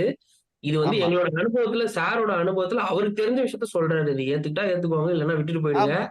ஆமா ஆன்மீகம் ரெண்டாவது சார்ந்த கேள்விக்கெல்லாம் இல்ல ஃபோன் பண்ணி கன்சல்டேஷன்ல கேட்க கூடாது. ஆமா இல்ல கரெக்டான டிஸ்க்ளைமர் கரெக்டான டைட்டில் நீங்க கொடுத்துட்டீங்க. அப்படி இருந்தாலும் நம்ம மக்கள் கேட்கதான் செய்வாங்கன்னு வைங்களேன், அதை ஒண்ணும் தடுக்க முடியாது. ஓகேங்களா? ஏன்னா ஜோசியர்னாலே டிஃபால்ட்டா தகடு எந்திரம் அதெல்லாம் கேட்டே பழகிட்டாங்க. இந்த இப்பவும் வருது அந்த மாதிரி ஃபோன் கால்ஸ், நமக்கு வராமலாம் இல்ல, இவ்வளவு சொல்லியும் வருது. சரி, இதுல என்னன்னா ஒரு வார்த்தையை நம்ம உச்சரிக்கிறோம்ல, அது ஒரு சொல்லா இருக்கலாம், அல்லது ஒரு ஸ்லோகனா இருக்கலாம், இல்லது ஒரு மந்திரமா இருக்கலாம். அது மூல மந்திரமா இருக்கலாம், பீஜ மந்திரமா இருக்கலாம், என்ன வேணாலும் இருக்கலாம். அப்படி சொல்லும் பொழுது உதட்டுல இருந்து நம்மளுடைய சவுண்ட் வருதா, அல்லது தொண்டையில இருந்து நம்மளுடைய சவுண்ட் வருதா, இல்ல ஹார்ட்ல இருந்து நம்மளுடைய சவுண்ட் உற்பத்தி ஆகுதா, அல்லது அடிவயிறுல இருந்து நம்மளுடைய சவுண்ட் உற்பத்தி ஆகுதான்றதும் கணக்கு. அந்த மந்திரத்தினுடைய வீரியம் எப்படி இருக்கும்ன்றது. சொன்னது புரிஞ்சுதா? ஆமா. எங்க இருந்து அந்த சவுண்ட நம்ம கொண்டு வரோம் அப்படின்றத பொறுத்து இருக்கு அந்த மந்திரமும் அந்த மந்திரத்தினுடைய மகிமையும். நீங்க நல்லா ரொம்ப டீப் மெடிடேஷன்ல இருக்கிறாங்கல்ல, ரொம்ப ஆழ்ந்த மெடிடேஷன்ல இருக்கிறாங்கல்ல, அவங்க வந்து ஸ்லோகன் சொல்லும் பொழுது, அவங்க வந்து மந்திரம் சொல்லும் பொழுது, அவங்க வந்து என்ன மோட்ல சொல்லுவாங்க அப்படின்னு யாராச்சும் பார்த்திருக்கீங்களா? வெறும் வாயில இருந்து அவங்க பேச மாட்டாங்க. நீங்க நிறைய சினிமால போய் பாருங்களேன், தவம் பண்ணிட்டு இருப்பாரு அசுரன். அந்த தவம் வந்து முடிய போகுது. அந்த தவம் முடியும் பொழுது அந்த தவம் அக்னி இருக்கு பாருங்க, ஜுவாலை, அது வந்து கடவுள்கிட்ட போகும். போகும்போது ஓம் நமோ பிரம்மதேவா அப்படின்னு போகும். அப்படி போயிட்டே இருக்கும். ஓம் நமோ பிரம்மதேவா அப்படின்னு போயிட்டே இருக்கும். அந்த ஓம் நமோ பிரம்மதேவா அப்படின்றத அவர் வந்து வெறும் வாயிலிருந்து சொல்ல மாட்டாரு. அந்த சவுண்ட் வந்து எங்க இருந்து வரும்? சொல்லுவாங்களே மூலாதார சக்கரம்னு சொல்லுவாங்களே, அங்க இருந்து வரும். ஓகேங்களா? அப்போ நீங்க எப்படி சொல்றீங்க அப்படின்றது ஒண்ணு, சொல்லும் பொழுது என்ன மனநிலையில் நீங்க இருக்கிறீங்க அப்படின்றது ஒண்ணு. அதுதான் அந்த மந்திரத்துக்கான பலன் உங்களுக்கு கிடைத்ததா கிடைக்கவில்லையா என்பதற்கான சான்று. கிடைக்குமா கிடைக்காதான்றதுக்கான சான்று. அது என்ன மந்திரமா வேணாலும் இருக்கலாம். ஓகேங்களா? போயிட்டு ஆன்மீகவாதிகள்கிட்டயும் ஜோதிடர்கிட்டயும் எனக்கு என்ன சார் மந்திரம், எனக்கு என்ன மந்திரம்னா கேட்காதீங்க. மந்திரம் எல்லாம் தேவையில்ல. உங்களுடைய ஆசை இருக்கும்ல, உங்களுடைய லட்சியம் இருக்கும்ல, அதையே நீங்க மந்திரமா சொல்லலாம். இந்த நம்ம இவர் சொல்லுவார்ல, அது யாரு இவரு, கருணாசு, நான் அம்பானியாவேன் நான் அம்பானியாவேன், அந்த மாதிரி எல்லாம் கத்த வேணாம். சொல்றேன், உங்களுக்கு என்ன ஒரு விஷயத்தை அடையணும்னு இருக்குதோ அந்த விஷயத்தையே நீங்க மந்திரமா சொல்லலாம். அதுதான் மந்திரம். ஆமா, அதுதான் மந்திரம். திரும்ப திரும்ப பதியப்படுகின்ற ஒலி அலைகள், அதுதான் ஃப்ரீக்வன்சி, அதுதான் மந்திரம்.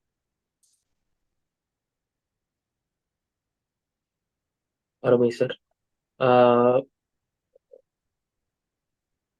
கபீனேஸ்வரன் அப்படின்றவங்க கேட்டிருக்காங்க, mechanical engineering divisions like maintenance, design, manufacturing, automation, automotive, oil and gas, இதெல்லாம் என்ன கர்மால வரும் அப்படின்னு சொல்லி கேட்டிருக்காரு.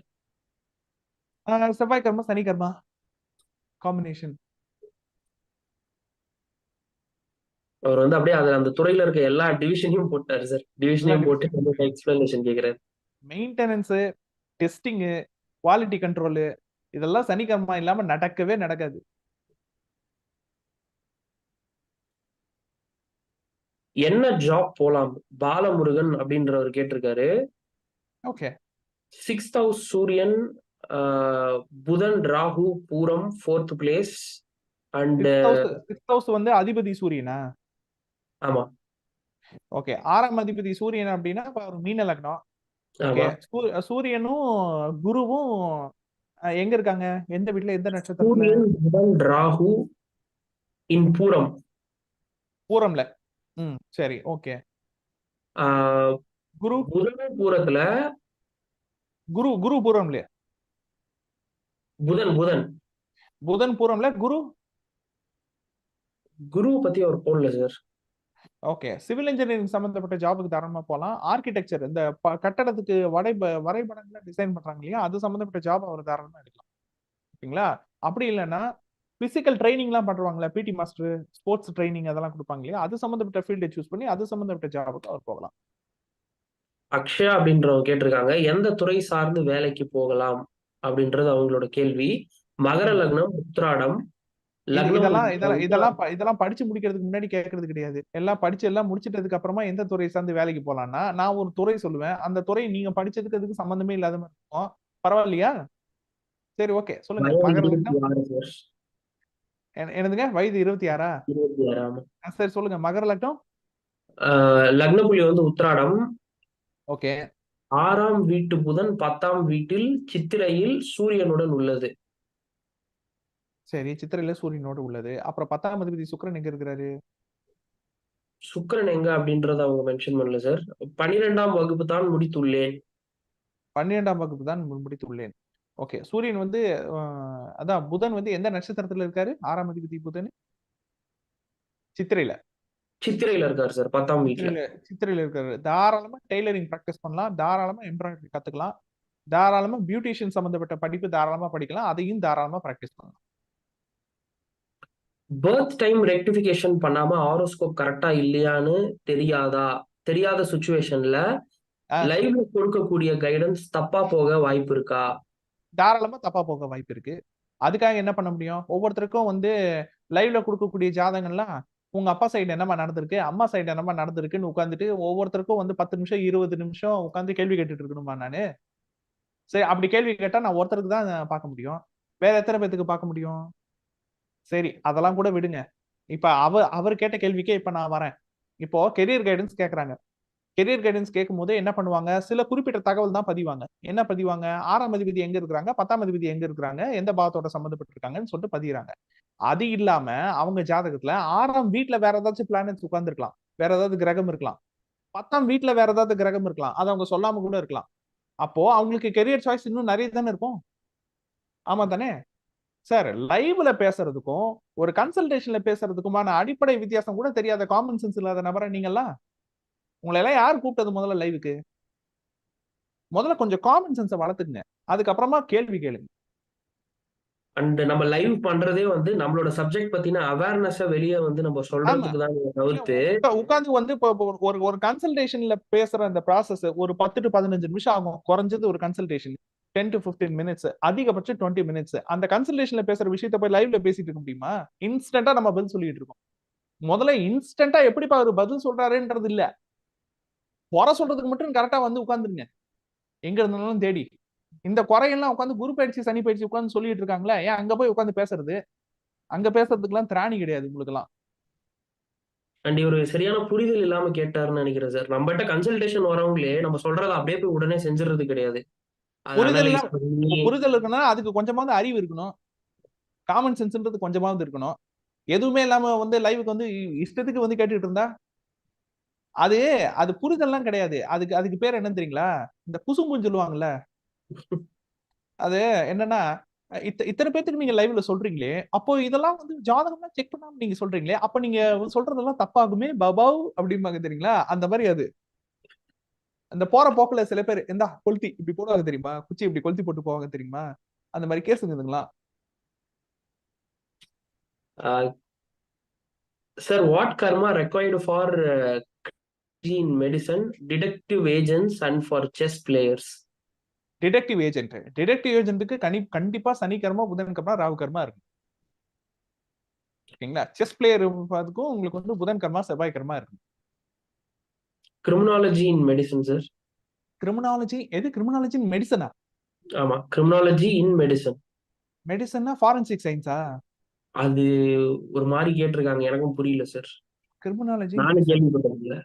மெடிசன்ல கிரிமினாலஜினா போஸ்ட்மார்ட்டம் பண்ற அந்த துறை இருக்குது, ஃபாரன்சிக் சயின்ஸ் இருக்குது.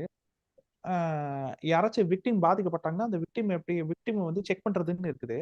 இது 3 தான் வந்து. அதுவும் உங்களுக்கு ஃபாரன்சிக்லயும் வந்துரும், உங்களுக்கு போஸ்ட்மார்ட்டம்லயும் வந்துரும், மத்த விஷயங்கள வந்துரும். கிரிமினாலஜி மெடிசன் தனியா சப்ஜெக்ட் இருக்குதா? அது எனக்கு தெரியலீங்க. ஆமா, கிரிமினாலஜி மெடிசன்னா சூரியன் கர்மா, சனி கர்மா, ராகு கர்மா வரும். பி ஸ்மார்ட் அப்படின்றவர் கேட்டிருக்காரு, மரபணு ஜோதிடத்தில் முடிவு சரியாக எடுப்பதற்காக வழிகாட்டுதல் தருகிறீர்கள். நான் எடுக்கின்ற முடிவு சரிதானா என்பதை உங்கள் ஜோதிடத்தை அணுகாமல் நானே அதற்கான முடிவு எடுப்பதற்கான ஏதாவது வழிகாட்டுதல் உள்ளதான்னு கேட்டிருக்காரு. அதுக்கு சுயமாக சிந்திக்கும் பக்குவம் வேண்டும், மனதில் அமைதி வேண்டும், எல்லாவற்றிற்கும் மேலாக சிந்தனையில் தர்மமும் ஞானமும் வேண்டும். இது இருந்துச்சுன்னா சுயமான தீர்க்கமான தனக்கு தேவையான முடிவை தானே எடுக்க முடியும். 2 விஷயம் தானே இந்த உலகத்துல வந்து ரொம்ப பெரிய பிரச்சனையா இருக்குது ஒரு மனுஷனுக்கு. Superiority complex, inferiority complex. ஒத்துக்கிறீங்களா? சுப்பீரியாரிட்டி காம்ப்ளெக்ஸ்ன்றது என்னது? தான் தான் பெரிய ஆளு, எல்லாமே தனக்கு கீழே அப்படின்ற எண்ணம். இந்த சுப்பீரியாரிட்டி காம்ப்ளெக்ஸ் தானே ஈகோ, அதுதானே ஹெட் வெயிட். ஓகேங்களா? அதுதானே மத்தவங்களை நசுக்க வைக்குது. ஓகே. இன்ஃபீரியாரிட்டி காம்ப்ளெக்ஸ் என்னது? தன்னை தாழ்வாக நினைத்துக் கொள்வது, பொறாமையை வளர்த்துக் கொள்வது. பாரு, அவன் என்னை விட பெருசா இருக்கிறான், நான் அவனை விட கம்மியா இருக்கிறேன் அப்படின்னு சொல்லிட்டு. ஓகேங்களா? ஏக்கத்தை வர வைக்கிறது, திருஷ்டியை வர வைக்கிறது, குற்ற உணர்ச்சியை கொண்டு வர வைக்கிறது. இதெல்லாமே இந்த இன்ஃபீரியாரிட்டி காம்ப்ளெக்ஸ்ல வருது. இது 2மே ஒரு மனுஷனுக்கு இல்ல அப்படின்னா அந்த மனுஷன் தன்னை இன்னொரு மனுஷனோட ஒப்பிட மாட்டான். அந்த மனிதன் தன்னைத்தானே ஒப்பிட்டுக்குவான். உன்னத்துக்கு நம்ம எப்படி இருக்கோம், இப்போதைக்கு இருக்கிற நிலைமைக்கு நம்ம இன்னும் அடுத்த ஸ்டேஜுக்கு போகணும் அப்படின்னு தான் பார்ப்பான். 2வது, சுப்பீரியாரிட்டி காம்ப்ளெக்ஸ், இன்ஃபீரியாரிட்டி காம்ப்ளெக்ஸ் 2மே இல்லாத மனுஷன் தன்னை யாரு கூடவும் கம்பேர் பண்ண மாட்டான். அப்படி கம்பேர் பண்ணாத மனுஷன் தன்னுடைய ஆசை, லட்சியம், இலக்கு, விருப்பம் அனைத்தையும் தானே உருவாக்குவான். அதுல ஒரு தெளிவு அவனுக்கு இருக்கும், தான் போற பாதையில தெளிவு அவனுக்கு இருக்கும். எல்லாத்துக்கும் மேல அந்த பாதையோ இலக்கோ அடையும் பொழுது அதுல அவனுக்கு திருப்தி இருக்கும், நிம்மதி இருக்கும். அந்த இலக்கை அடைஞ்சிட்டா அதுக்கப்புறம் அப்பாடா, என்னுடைய இலக்கை நான் அடைந்து விட்டேன், இதன் பிறகு நான் என்னுடைய வேலையை நான் பாக்குறதுக்கு போயிறேன் அப்படின்னு சொல்லிட்டு முக்தி நிலையை நோக்கி அவன் போவான், மோட்சத்தை நோக்கி அவன் போவான். இது எதுவுமே இல்லாதவங்க எல்லாம் அடுத்தவங்களை பார்த்துதான் அவங்களுடைய இலக்கையை தீர்மானம் பண்ணுவாங்க, அடுத்தவங்களை பார்த்துதான் அவங்களுடைய வாழ்க்கை தரத்தையே முடிவு பண்ணுவாங்க. அப்படி இருக்கும் பொழுது நம்மளால எப்படி நிம்மதியா வாழ முடியும், எப்படி தனித்துவத்தை உணர முடியும்? தனித்துவம்ன்றது என்ன? உங்களுக்கு இருக்கிற மாதிரி இன்னொருத்தருக்கு இல்ல, அதான் தனித்துவம். தனித்துவம்னாலே நீங்க ஸ்பெஷல்னு அர்த்தம். உங்களை மாதிரி இன்னொருத்தர் கிடையாது, அவங்கள மாதிரி இன்னொருத்தர் கிடையாது. ஓகேங்களா? ஆனா கம்பாரிசன்ல எப்படி இருக்கும்? பாரு, என்னை விட அவன் மேல போயிட்டான், என்னை விட இவன் கீழே இருக்கான். இதுதான் எல்லா பிரச்சனைக்கும் காரணம். அந்த எண்ணத்தை தூக்கி போட்டு தனித்துவத்தை உணர முயற்சி செய்யுங்கள். அப்படி முயற்சி செஞ்சா உங்களுக்கு எது தேவை, எது தேவையில்லைன்ற விஷயம் ஆட்டோமேட்டிக்கா தெளிவா கிடைக்கும். பக்குவமும் முதிர்ச்சியும் ஆட்டோமேட்டிக்கா வரும். இதை கொடுப்பதுதான் கர்மா, ஆன்மீகம், பிறவி, இந்த எல்லா கான்செப்டினுடைய வேலையும். வேற எதுவுமே கிடையாது. மரபணு ஜோதிடத்தில் முடிவு சரியாக எடுப்பதற்கான வழிகாட்டுதல் தருகிறீர்கள் அப்படின்னு சொல்றாங்க. நமக்கு தெரிஞ்சதை நம்ம ஷேர் பண்றோம் சார். அது சரியா இருக்கா இல்லையா அப்படின்றத அவங்க அனலைஸ் பண்ணி அவங்க தெரிஞ்சுக்கிட்டோம். ஏன்னா நம்ம சொல்றதுதான் ரைட்டு அப்படின்ட்டு நம்ம வந்து பிளெக்ஸ் பண்ண கிடையாது, நம்ம கடவுள் கிடையாது. ஓகேங்களா? நம்ம அறிவுக்கு தெரிஞ்சதை நம்ம ஷேர் பண்ணிட்டோம். ஓகேங்களா? எப்படி ஷேர் பண்றோம்? இதற்கு முன்னாடி உங்களை மாதிரியே அதே பேட்டர்ன்ல வந்த ஒரு 500 பேர் 1000 பேருடைய ஜாதகம் நம்ம பாக்குறோம். அவங்களுடைய அப்ஸ் அண்ட் டவுன்ஸ் எல்லாம் பாக்குறோம். பார்த்துட்டு இப்ப அதே மாதிரி சிம்டம் இப்ப உங்க ஜாதத்துல இருக்கு பாரு. அப்போ இத்தனை பேரும் ஒரு குறிப்பிட்ட பிரச்சனையில மாட்டி இருக்கிறாங்க, நீ சொன்ன பிசினஸ பண்ணி. அப்ப நீயும் அதே பிசினஸ பண்ண போறேன்னா ஏற்கனவே அந்த பிசினஸ்ல மாட்டி சீரழிஞ்சவங்க ஒரு 1000 பேர் இதே மாதிரி ஜாதகத்துல இருக்கிறவங்க. நீ முடிஞ்ச வரைக்கும் அந்த பிசினஸ பண்ணாத, பண்ற மாதிரி தான் கவனமா பண்ணு, பார்த்து இருந்துக்கப்பான்னு தான் நம்ம சொல்ல முடியும். பார்த்து இருந்துக்கிறதெல்லாம் அவங்கவுங்க தான் பண்ணிக்கணும். சோ அது சரியா இருக்கா தப்பா இருக்கா அப்படின்றத நம்ம மக்கள்கிட்டயே விட்டுடலாம் சார். நம்ம அதை வந்து நம்ம சொல்ல வேண்டிய அவசியம் கிடையாது. நம்ம நம்ம சரியா என்னைக்குமே தான் சொல்றோம். நம்ம என்னைக்குமே இறுதி முடிவை நம்ம சொல்றது கிடையாது. ஆமா. இறுதி முடிவு பண்றது யாருன்னா அதை பயன்படுத்தக்கூடிய மக்கள் தான் இறுதி முடிவை சொல்லணும். ஸ்ரீ அப்படின்றவங்க சொல்லியிருக்காங்க, fantastic sir, very good speech. Body organ transplantation which karma, any ill effects of karma. அந்த மாதிரி டிரான்ஸ்பிளான்ட் பண்ணவங்களோட ஜாதகம் இருந்தா கொஞ்சம் போட்டு விடுங்கம்மா. ஓகேங்களா? 2 பேர் ஜாதகம், ஆர்கன் டொனேட் பண்ணவங்களோட ஜாதகம், அதை வாங்கி பொருத்திக்கிட்டவங்களோட ஜாதகம், அது இருந்தா கொஞ்சம் போட்டு விடுங்க. நம்ம ஆய்வு பண்றதுக்கு உதவிகரமாக இருக்கும். சார் இந்த கிரிமினாலஜின்னு ஒரு டவுட் கேட்டாங்க இல்லையா, என்ன கர்மான்னு? அது வந்து ஃபோரன்சிக்ஸ் தானா? ஃபாரன்சிக்கா?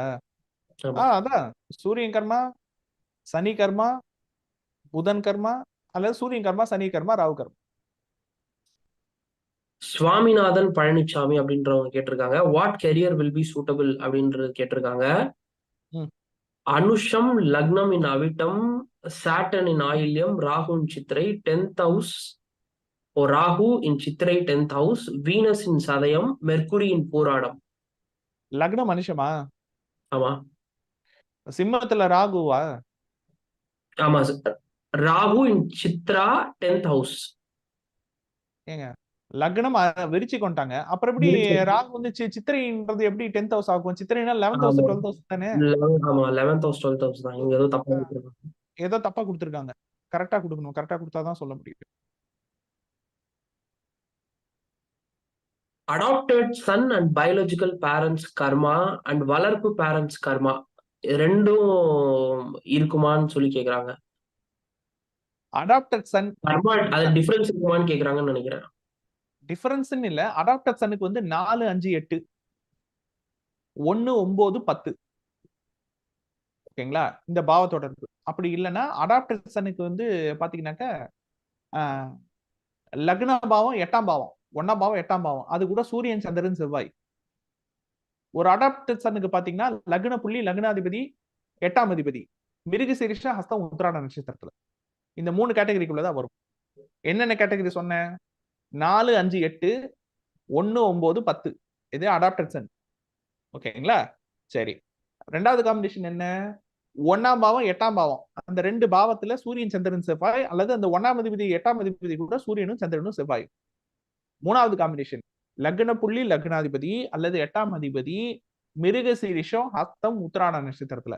இந்த 3க்குள்ளதான் இந்த உலகத்துல அடாப்டட் சன் எத்தனை பேர் இருந்தாலும் அவங்களோட ஜாதகம் இருக்கும். அடாப்டட் சன் மட்டும் கிடையாது, தாமதமாக பிறந்த குழந்தை இருப்பாங்கல்ல, அவங்களோட ஜாதகமும் அப்படிதான் இருக்கும். தாமதமாக பிறந்த குழந்தை அவங்களோட ஜாதகமும் அப்படிதான் இருக்கும். ஏன்னா அடாப்டட் சன்னுடைய ஜாதகம் வந்து கரெக்டா இருக்குமான்னு நமக்கு தெரியாது. அவங்க ஏதோ ஒரு டைம் நோட் பண்ணி வச்சிருப்பாங்க, அது துல்லியமா இருக்காது. ஆனா தாமதமாக பிறந்த குழந்தையினுடைய ஜாதகம் உங்களுக்கு பிறந்த குழந்தையினுடைய டைம் தெரியும்ல, அதை வச்சு நீங்க தாராளமாக செக் பண்ணிக்கலாம். ஓகேங்களா? Okay sir.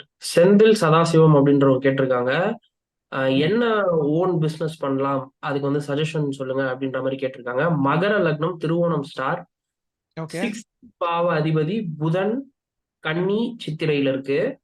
சரி. 10th பாவ அதிபதி சுக்கிரன் வந்து சிம்மம் பூரத்துல இருக்கு அப்படின்னு சொல்லி கேக்குறாங்க. ஓகே. இது டெக்ஸ்டைல் சம்பந்தப்பட்ட பிசினஸ் பண்ணலாம், அது ஒரு ரீட்டைல் பிசினஸ் பண்ணலாம்.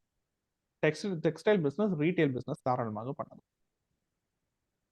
ஷூஸ், செருப்பு, அது சம்பந்தப்பட்ட பிசினஸும் பண்ணலாம்.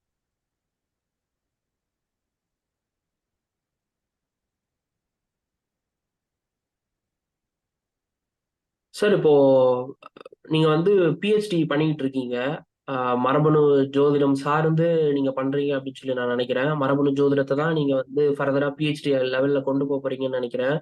இப்போ வந்து ஃபர்தரா உங்களுக்கு என்ன மாதிரியான ஒரு ஒரு ஹெல்ப் வந்து யூடியூப் பார்த்துட்டு இருக்கக்கூடிய அன்பர்கள், இப்போ யூடியூப்ல வந்து இப்போ உங்களை கன்சல்ட் பண்றவங்க உங்க ஸ்டூடெண்ட்ஸை விட வந்து பாத்தீங்கன்னா மெஜாரிட்டி ஆடியன்ஸ் வந்து யூடியூப்ல தான் இருக்காங்க. ஓகே. நீங்க உங்ககிட்ட கன்சல்டேஷன் வரலனாலும், ஸ்டூடெண்டா இல்லைனாலும் வீடியோ பார்த்தே நிறைய பேருக்கு நிறைய தெளிவு பிறக்குது. ஸோ அவங்க கிட்ட இருந்து நீங்க சில ரேர் கேஸ் ஜாதகங்கள் எல்லாம் நீங்க வந்து ஈஸியா எடுக்க முடியும்.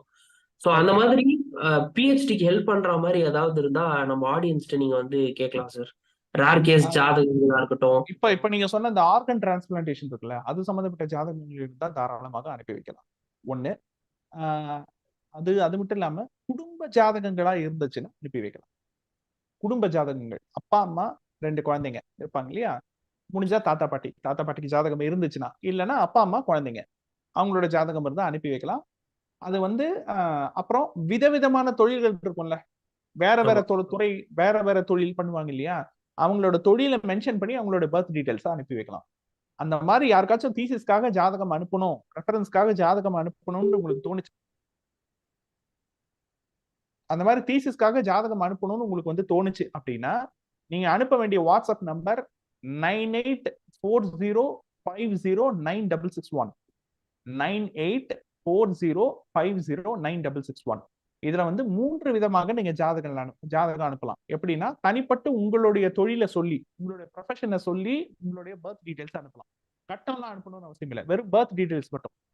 ஜாதகம்னா என்னன்னா, பிறந்த தேதி, பிறந்த நேரம், பிறந்த இடம், அது உங்களுடைய பேரோட, ஏன்னா பேர் வந்து நம்ம அதுல மென்ஷன் பண்ண மாட்டோம், வெறும் நம்பர்ஸ் மட்டும் தான் இருக்கும். ஓகேங்களா? ஏன்னா டீடைல்ஸ் வேற எதுவும் மென்ஷன் பண்ண மாட்டோம், வெறும் நம்பர்ஸ் மட்டும் தான் இருக்கும்.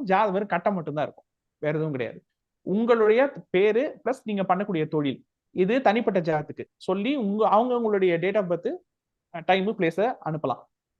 கணவன் மனைவி ஜாதகம் இருக்குல்ல, ஜோடி ஜாதகம், அதை ஆமா. வந்து அனுப்பும்பொழுது ஹஸ்பண்ட் ஒய்ஃப்னு மென்ஷன் பண்ணி அவங்கள 2 பேருடைய ப்ரொஃபஷன், 2 பேருடைய தொழிலை மென்ஷன் பண்ணி அவங்கவுங்க பேருக்கு கீழே அவங்களுடைய date of birth, time of birth, place of birth அதை வந்து அனுப்பலாம். இது செகண்ட் டைப். மூணாவது டைப் வந்து ஃபேமிலி ஜாதகம். ஸோ ஃபேமிலி ஜாதகம் அனுப்பணும்னு நினைக்கிறவங்க, ஃபேமிலியில அப்பா அம்மா 2 பசங்க அப்படின்னு மென்ஷன் பண்ணி அவங்கவுங்களுடைய ப்ரொஃபஷன் இருக்குல்ல அதை மென்ஷன் பண்ணி அவங்க அதுக்கு கீழே அவங்களுடைய பேரு, date of birth, time of birth, place of birth, வெறும் இந்த 3 டீடைல்ஸ் மட்டும் அனுப்பிச்சா போதும். ஸோ 3 விதமான ஆய்வுக்கு ஜாதகங்கள் தேவை நமக்கு. ஏற்கனவே நம்மகிட்ட இருக்கு, இன்னமும் தேவை.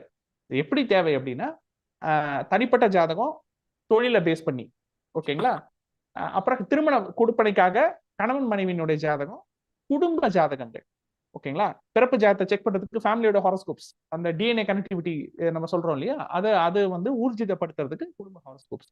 நமக்கு ஊர்ஜிதப்படுத்துறதுக்கு இல்ல, பிஎஸ்டிக்கு தீசிஸா சப்மிட் பண்றதுக்கு, அந்த தீசிஸா பாக்குறவங்களுக்கு நம்ம சப்மிட் பண்ணணும் இல்ல, நம்ம இது கொடுக்கணும் இல்லையா, அதுக்காக. ஸோ இந்த 3 விதமாக நீங்க பிரிச்சு அனுப்பலாம். நீங்க அனுப்ப வேண்டிய வாட்ஸ்அப் நம்பர் 9840509661. ஓகே சார், நம்ம லைவ் செஷனோட இறுதிக்கு வந்துட்டோம். கடைசியா ஒரு கேள்வி சார் உங்ககிட்ட. தினகரன் அப்படின்றவர் கேட்டிருக்காரு, நீங்க வேற ஏதோ ஒரு லைவ்ல பேசியிருப்பீங்க போல. விஷால் சார், உங்கள் காணொளியில் கருடன் பற்றி அறிந்து கொண்டேன், நல்ல பதிவு, மிக்க நன்றி. அடிமையான கருடன் பறவைகள் ராஜா ஆனது எப்படி? என் நண்பர் என்னிடம் கேட்ட கேள்வி சார், இதற்கான விளக்கம் கொடுக்க வேண்டும் சார், நன்றி அப்படின்னு சொல்லியிருக்காரு. கருடன் பச்சைராஜன் சொல்லிட்டு நம்ம அவருக்கு பட்டம் கொடுத்து வச்சிருக்கிறோம், ஓகேங்களா. அடிமையில இருந்து அந்த கருடன் மீண்டு எப்படி மீண்டார் அப்படின்றதெல்லாம் ஏற்கனவே அந்த புராண கதையிலேயே நான் சொல்லியிருக்கேன். ஒண்ணு. ரெண்டாவது, மீண்டு அவர் எப்படி பறவைகளுக்கு ராஜா ஆனார் அப்படின்றதெல்லாம் வந்து என்ன சொல்றது, அந்த பட்டத்தை கொடுத்தாங்க பாருங்க, அவங்க கிட்ட தான் போய் கேட்கணும். எப்படி எல்லாம் கேக்குறாங்கப்பா கேள்வி. உங்களை அதுலயாவது மாட்டி விடணும்ன்ற மைண்ட் செட்ல இருக்காங்க போல சார். மாட்டி விடுறதுக்கு வேலையை பாக்குறது. ஓகே சார், இன்னையோட செஷன் ரொம்ப நல்லா போச்சு. நிறைய விஷயத்த பத்தி எங்களுக்கு தெளிவு பிறந்தது. மீண்டும் அடுத்த லைவ்ல சந்திப்போம் சார். ஒரு சின்ன டவுட் சார். சார், இவ்வளவு நேரமா எங்க சார் போனீங்க? நான் ரொம்ப நேரமா ஹேண்ட் ரைஸ் பண்ணிட்டு தான் வச்சிருக்கேன் சார், பார்க்கல போல. ஹலோ சார், சொல்லுங்க. சக்திவேல் சார். சார், இந்த திருமண பொருத்தம் பாக்குறதுக்கு எப்போது நீங்க கிளாஸ் எடுப்பீங்களா சார்? திருமண பொருத்தம் பாக்குறதுக்குலாம் கிளாஸ் எல்லாம் கிடையாதுங்க, அதெல்லாம் அவங்களே பாத்துக்க வேண்டியதான். திருமண கொடுப்பனைக்கு தான் கிளாஸ். அத முதல்ல அந்த கொடுப்பனையை முதல்ல கிளாஸ் அட்டெண்ட் பண்ணிருக்கேன். ஆமாங்க சார். அத முதல்ல டீடைலா பாருங்க. அப்பா அம்மா தொழில் முதற்கொண்டு சம்பந்தப்பட்டவங்களுடைய ஜாதகத்துல செக் பண்ண முடியும்ல, இவங்க ஜாதகம் தொழில் அத முதல்ல செக் பண்ணுங்க.